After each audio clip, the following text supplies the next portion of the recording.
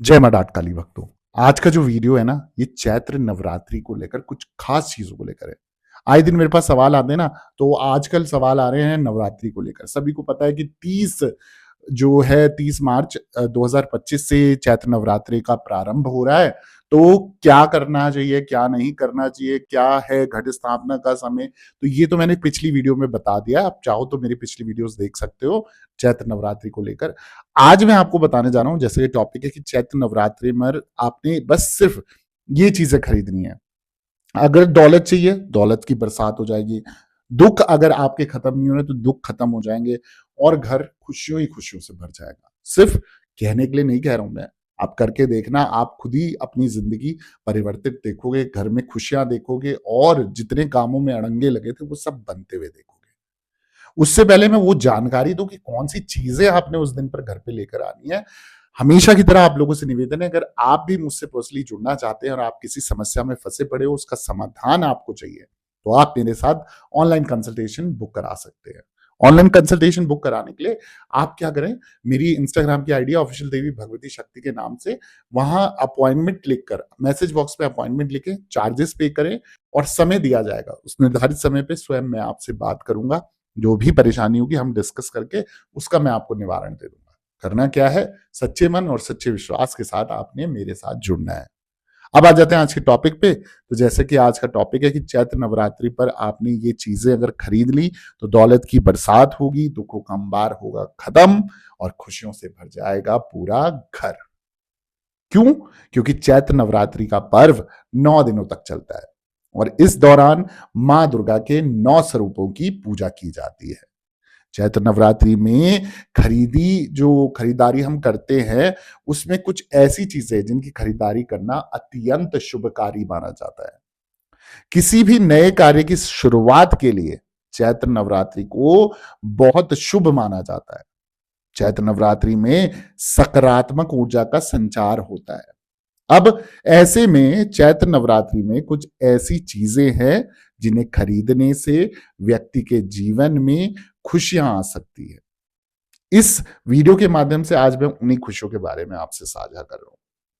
सबसे पहले बात करूंगा मैं, नवरात्रि के पहले दिन कलश स्थापना की जाती है, ये हम सब जानते हैं। जैसे घट स्थापना और कलश स्थापना हम करते हैं, जिसके लिए मिट्टी के बर्तनों का इस्तेमाल किया जाता है। मिट्टी के बर्तन को शुद्ध और पवित्र माना जाता है, इसलिए शुभ कार्यों में इसका इस्तेमाल किया जाना अत्यंत शुभकारी माना जाता है। और शास्त्रों में मिट्टी के बर्तनों को समृद्धि का कारक माना जाता है। इसलिए मां दुर्गा की पूजा के लिए मिट्टी के बर्तन ही खरीदें और वहां पर ही घट स्थापना उन्हीं से करें। ठीक है, मिट्टी का कलश ले लिया, मिट्टी का पात्र ले लिया, तो ये सब चीजें आपने हरियाली बोने के लिए, ये सब चीजों का आपने खास ही ध्यान देना है।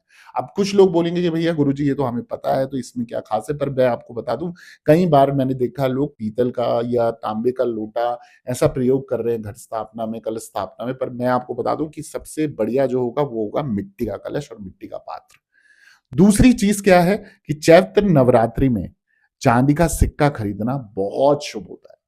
नवरात्रि में चांदी का सिक्का खरीदने से घर में सुख, समृद्धि और धन संपत्ति आती है। नवरात्रि में चांदी का सिक्का खरीदने से ना सौभाग्य बढ़ता है और जीवन में सकारात्मक बदलाव आते हैं। नवरात्रि की पूजा में चांदी का सिक्का रखना शुभ माना जाता है। इससे देवी दुर्गा की कृपा प्राप्त होती है। तो जिन लोगों का सामर्थ्य है चांदी का सिक्का खरीद सकते हैं, तो प्लीज उस दिन, नवरात्रि के पहले दिन, चांदी का सिक्का खरीदें, अपने मंदिर के स्थान में रखें, उसका पूजा पाठ 9 दिन तक भगवती के साथ करें, अन्न धन के भंडारे और सुख समृद्धि की प्रार्थना करते हुए। फिर जब 9वां दिन आपकी जो नवमी समाप्त होती है, तो नवमी के दिन आप क्या करें, अपनी तिजोरी में उसे लाल कपड़े में बांध कर रख दें, या लाल कपड़े में आप रख दें।